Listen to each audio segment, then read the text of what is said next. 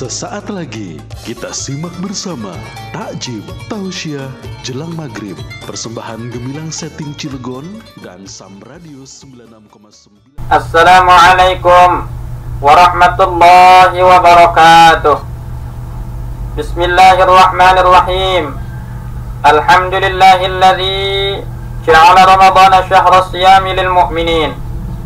Wa nusalli wa nusallim ala man qala alaikum bisunnati wa sunnatil khulafa'ir rasyidin wa man tabi'ahum bi ihsanin ila yaumiddin.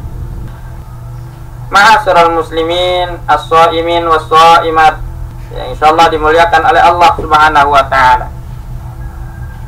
Ibadah puasa disebut dengan ibadah qalbiyah badaniyah.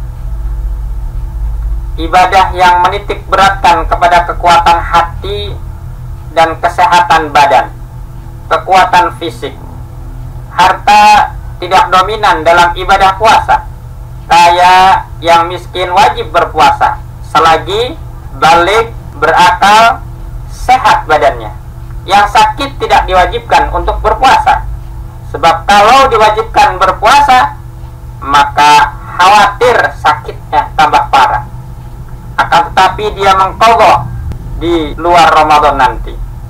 Kemudian ada ibadah yang disebut dengan qalbiyah maliyah.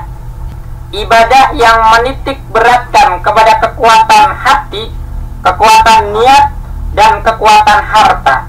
Apakah ibadah itu? Yaitu ibadah zakat, sedekah, infak, dan lain sebagainya. Sebab orang miskin tidak diwajibkan zakat. Mau zakat pakai apa? Harta dia tidak punya. Mau pakai daun. Qalbiyah maliyah. Kemudian yang ketiga ada ibadah qalbiyah maliyah badaniyah. Semua aspek dari kekuatan hati, kekuatan harta, dan kekuatan fisik semua masuk dalam ibadah ini. Apa yang disebut ibadah ini? Yaitu ibadah haji, ibadah umroh.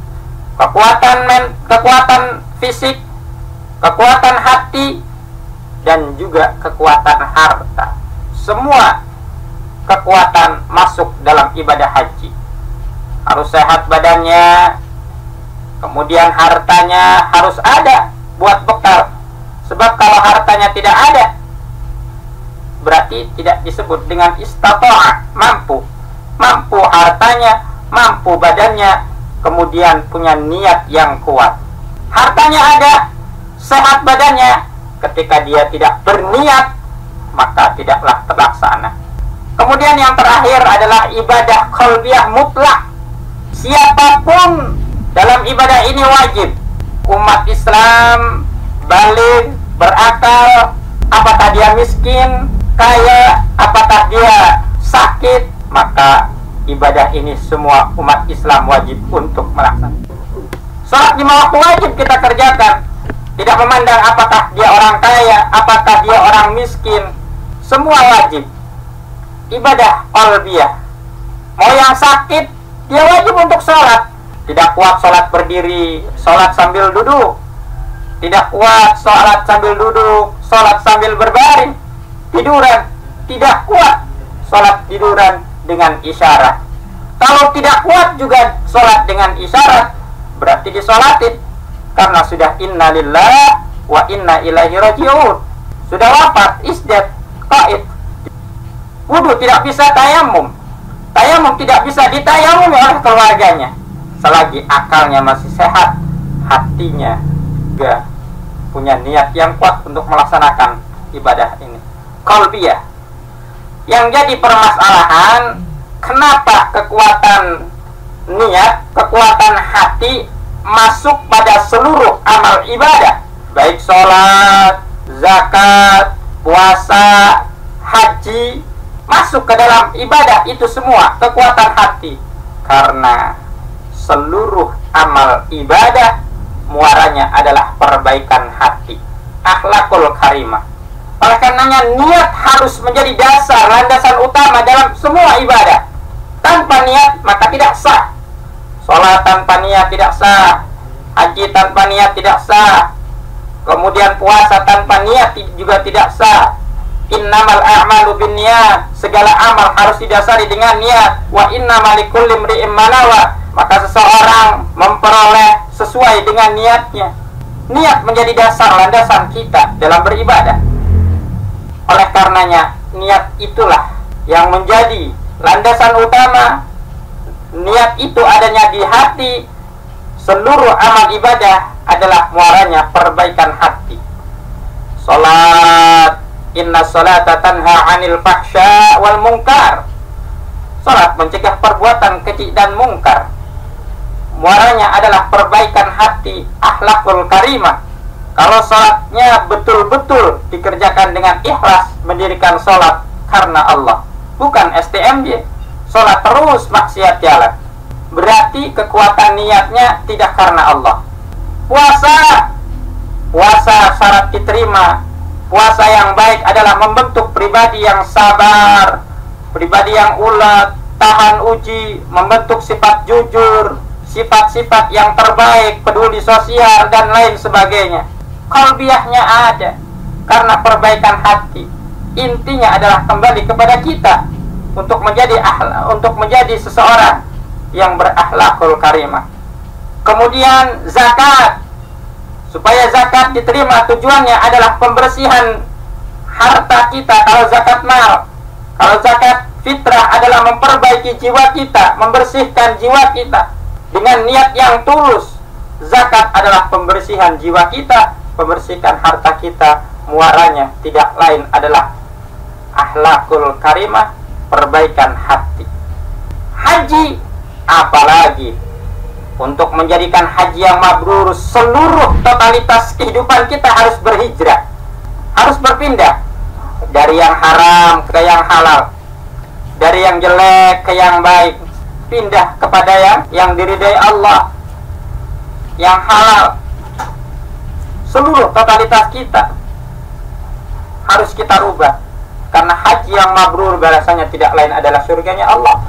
Al-hajjul mabrur laisa lahu jazaa'un illal jannah.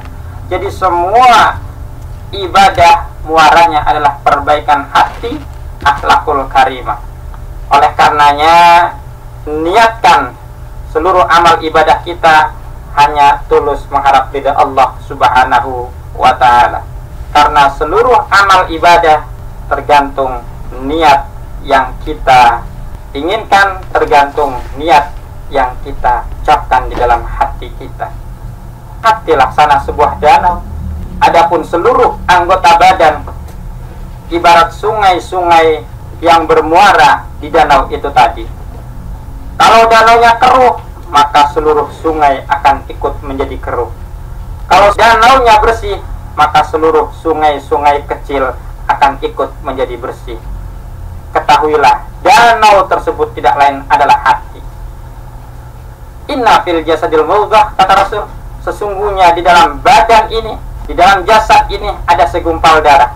Fa in salahat salat sairul jasadi kulluh. Apabila baik segumpal darah, maka baik seluruh tubuh. Apabila rusak, wa idza fasadat jasadu kulluh. Apabila dia rusak, maka rusaklah seluruh tubuh. Ala wahyal qalbu, ketahuilah segumpal darah tersebut tidak lain adalah hati kita. Jagalah hati kita, hati-hatilah dengan hati kita. Niatkan seluruh ibadah hanya mengharap ridha Allah Subhanahu wa ta'ala, sehingga membentuk pribadi-pribadi yang soleh, pribadi yang diridai oleh Allah Subhanahu wa ta'ala. Demikian tausiah, mudah-mudahan ada manfaatnya. Mudah-mudahan Allah juga memberikan kekuatan dan keimanan kepada kita. Hati kita senantiasa dibimbing oleh Allah Subhanahu wa ta'ala. Kita sama-sama mengadahkan kedua tangan kita. Allahumma salli ala sayyidina Muhammadin fil awwalin wal akhirin wa barik wa sallim radhiyallahu ta'ala an sadatina ashabi sayyidina Rasulillahi ajma'in. Amin ya Allah ya mujibas sa'ilin. Ya Allah, curahkanlah kepada kami rahmatmu, ridhamu, ampunanmu di bulan suci Ramadan ini yang Engkau janjikan ya Allah. Ya Allah ya Rahmanu ya Rahim. Ya Allah yang maha pengasih lagi maha penyayang. kasihanilah kami dengan ampunan-Mu ya Allah. Ampuni seluruh dosa-dosa kami ya Allah. Ampuni seluruh dosa yang pernah kami lakukan selama ini ya Allah. Ya Allah ya muqallibal qulub, tsabbit qalbi ala dinik. Ya Allah, Engkau yang membolak-balikan hati kami. Tetapkan hati kami untuk senantiasa beriman kepadamu, taat kepadamu ya Allah. Bimbing hati ini ya Allah, bimbing diri ini ya Allah. Allahumma inna ala dzikrika wa syukrika wa husni ibadatik. Allahumma inna ala dzikrika wa syukrika wa husni ibadatik. Allahumma inna ala dzikrika wa syukrika wa husni ibadatik. Rabbana ighfir lana wa liwalidina warhamhuma kama rabbayana shighara. Rabbana atina fid dunya hasanah wa fil akhirati hasanah wa qina adzabannar. Bifadlika subhana rabbika rabbil izzati amma yasifun. Wassalamun alal mursalin walhamdulillahi rabbil alamin. Terima kasih banyak atas segala perhatian. Mohon maaf atas segala kekurangan. Waqad yurja li jar'i sayfi bur'un wala bur'ali majarrahal lisan. Bila pedang lukai tubuh masih ada harapan sembuh, tapi kata-kata lisan lukai hati kemana hendak obat dicari. Akhirul kalam, wabillahi taufiq wal hidayah. Wassalamualaikum warahmatullahi wabarakatuh.